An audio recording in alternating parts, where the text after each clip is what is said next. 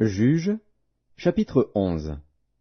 Jephthé, le Galaadite, était un vaillant héros. Il était fils d'une femme prostituée, et c'est Galaad qui avait engendré Jephthé.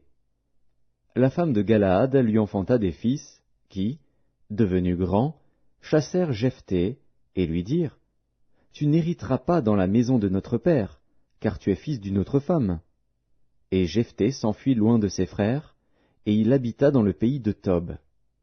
Des gens de rien se rassemblèrent auprès de Jephthé, et ils faisaient avec lui des excursions. Quelque temps après, les fils d'Ammon firent la guerre à Israël. Et comme les fils d'Ammon faisaient la guerre à Israël, les anciens de Galaad allèrent chercher Jephthé au pays de Tob. Ils dirent à Jephthé, « Viens, tu seras notre chef, et nous combattrons les fils d'Ammon. » Jephthé répondit aux anciens de Galaad, « N'avez-vous pas eu de la haine pour moi, et ne m'avez-vous pas chassé de la maison de mon père? Pourquoi venez-vous à moi maintenant que vous êtes dans la détresse ?» Les anciens de Galaad dirent à Jephthé, « Nous revenons à toi maintenant, afin que tu marches avec nous, que tu combattes les fils d'Ammon, et que tu sois notre chef, celui de tous les habitants de Galaad. » Jephthé répondit aux anciens de Galaad, « Si vous me ramenez pour combattre les fils d'Ammon, et que l'Éternel les livre devant moi, je serai votre chef. » Les anciens de Galaad dirent à Jephthé, « Que l'Éternel nous entende, et qu'il juge, si nous ne faisons pas ce que tu dis. » Et Jephthé partit avec les anciens de Galaad. Le peuple le mit à sa tête et l'établit comme chef, et Jephthé répéta devant l'Éternel, à Mitzpa, toutes les paroles qu'il avait prononcées. Jephthé envoya des messagers au roi des fils d'Ammon pour lui dire, « Qu'y a-t-il entre moi et toi, que tu viennes contre moi pour faire la guerre à mon pays ?» Le roi des fils d'Ammon répondit aux messagers de Jephthé, « C'est qu'Israël, quand il est monté d'Égypte, s'est emparé de mon pays, depuis l'Arnon jusqu'au Jabbok et au Jourdain. Rends-le maintenant de bon gré. » Jephthé envoya de nouveau des messagers au roi des fils d'Ammon pour lui dire, « Ainsi parle Jephthé. Israël ne s'est point emparé du pays de Moab, ni du pays des fils d'Ammon. Car lorsqu'Israël est monté d'Égypte, il a marché dans le désert jusqu'à la mer Rouge, et il est arrivé à Kadès. Alors Israël envoya des messagers au roi d'Édom pour lui dire, « Laisse-moi passer par ton pays. » Mais le roi d'Édom n'y consentit pas. Il en envoya aussi au roi de Moab, qui refusa. Et Israël resta à Kadès. Puis il marcha par le désert, tourna le pays d'Édom et le pays de Moab, et vint à l'orient du pays de Moab. Ils campèrent au-delà de l'Arnon, sans entrer sur le territoire de Moab, car l'Arnon est la frontière de Moab. Israël envoya des messagers à Sion, roi des Amoréens, roi de Hesbon, et Israël lui dit, « Laisse-nous passer par ton pays jusqu'au lieu où nous allons. » Mais Sion n'eut pas assez confiance en Israël pour le laisser passer sur son territoire. Il rassembla tout son peuple, campa à Jahatz, et combattit Israël. L'Éternel, le Dieu d'Israël, livra Sion et tout son peuple entre les mains d'Israël, qui les battit. Israël s'empara de tout le pays des Amoréens établis dans cette contrée. Ils s'emparèrent de tout le territoire des Amoréens, depuis l'Arnon jusqu'au Jabbok, et depuis le désert jusqu'au Jourdain.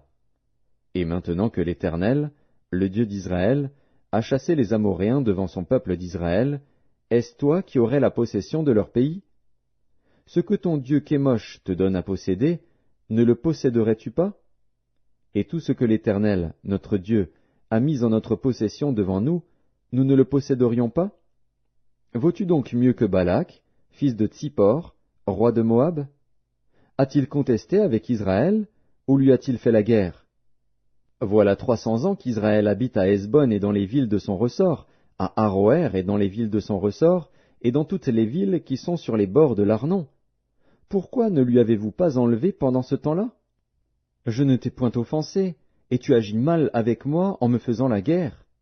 Que l'Éternel, le juge, soit aujourd'hui juge entre les enfants d'Israël et les fils d'Ammon. » Le roi des fils d'Ammon n'écouta point les paroles que Jephthé lui fit dire. L'esprit de l'Éternel fut sur Jephthé. Il traversa Galaad et Manassé. Il passa à Mitzpé de Galaad. et de Mitzpé de Galaad, il marcha contre les fils d'Ammon.